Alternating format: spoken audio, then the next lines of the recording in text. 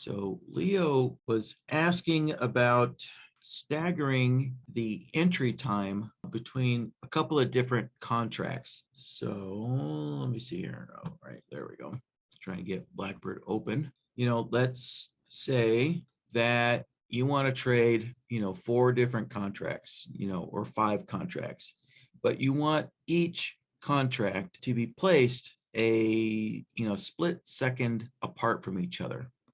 All right, so let me kind of create a visual example here. All right, so we have one contract there, and I'll just create another one. And there's another one, and another one, and one more here. All right, so we have four contracts total here, that BlackBird is set up to execute, right? Or, well, place. Sorry.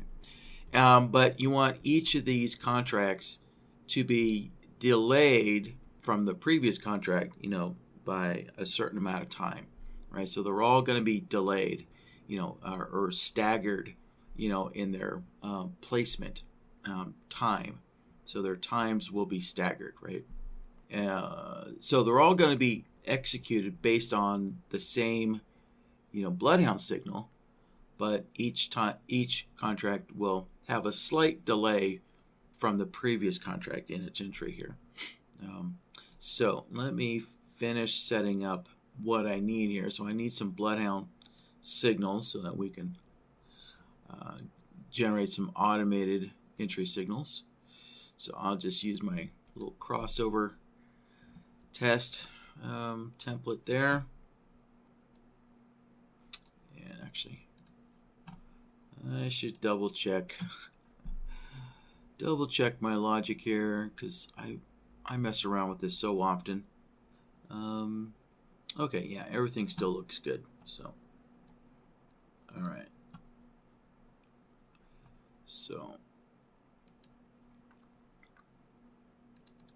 I'm going to use this price inflection with the MACD filter there, as I usually do, because that generates lots of trade signals. All right, so we have some kind of a trade signal source here to automate automate the system. Four different contracts.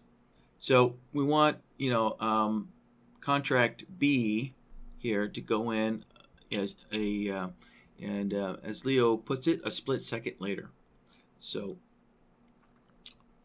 what we're going to do this, to add in this time delay, we're going to use the place after, right? So basically that's what the place after can do, which is, the place after can add a time delay if you want it.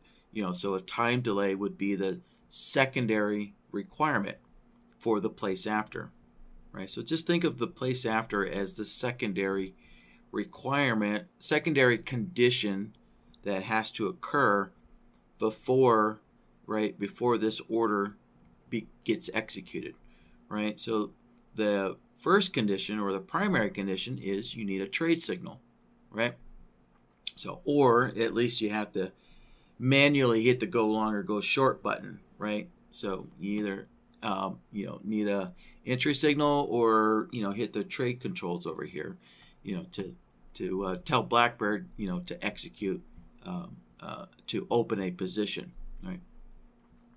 And then the place after acts as a secondary requirement before that entry order is placed.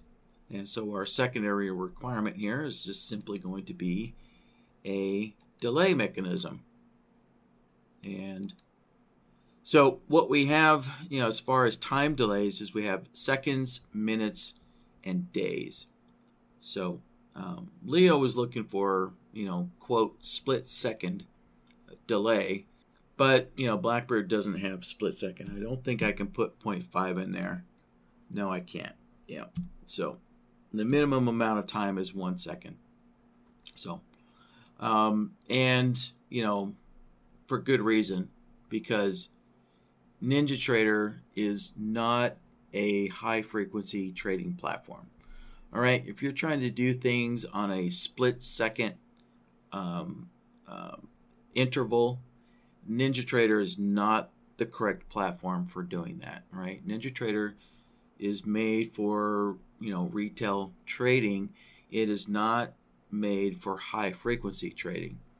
Right, if you need split second timing in your system, then you should be using a totally different trading platform, right? So don't expect to get split second, timing decision making with NinjaTrader. So 1 second resolution is the smallest, time resolution that BlackBird has in its menu system here. So we can delay each of these orders by 1 second and no smaller. And of course, don't expect this to be exactly 1 second. Again, like I said, NinjaTrader is not built for high precision timing. NinjaTrader is built for visualization, right? So if you need really precise timing, I'll say it again, you should be using a different proprietary trading platform, where the platform itself is very minimalistic, and it can execute stuff at high precision timing events. So NinjaTrader is not designed for that. So simply what I'm going to do here is just add a 1 second delay to each of these orders here. So B is going to wait 1 second, and C, let's go into C here. So with order C, again, we'll put this on delay, enable the time there, and I will put a 2 second delay for C. And D, we're just going to repeat what we did before, enable seconds, and then put a 3 second delay in there. Right? So there we go. So as simple as that. So let's hit the OK button. And we'll test this out. And I need to reload my chart so we can get those bloodhound signals in there. And I have a 5-tick chart here just to help us kind of see those orders going in, a second, approximately 1 second apart there. So, all right, so there is our entry signals right there. And also, let me just make sure I have the execution markers on, and I do. All right, and so next step is enable the auto trading, and on our next signal here, we'll get our demonstration. All right, well, it looks like we're looking for a short signal next. There we go. Oh, you know what? Shoot, that's right. NinjaTrader provides a 10-minute delayed data feed, and so all of the order executions are not going to show up in real time there. So unfortunately, Ninja's delayed data feed kind of puts a monkey wrench in being able to visualize all this.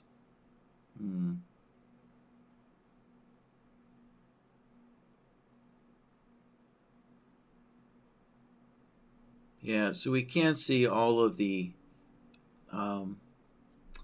execution markers there, being kind of scattered about there. So just showing, right, that there is a delay between each of the contracts, right, or between each of the order sets there, that they're all being, scattered about, as the market moves, from 1 second to the next. So let's just take a look at this again, right? So when a trade signal comes in, order set A will execute immediately. So there is no place after. And then order B was set up so to wait 1 second. So there's a 1 second delay there, right? Using the delay trigger and enabling the time option here, and just setting it to 1 second. And then order C, right, is then set to a 2 second delay.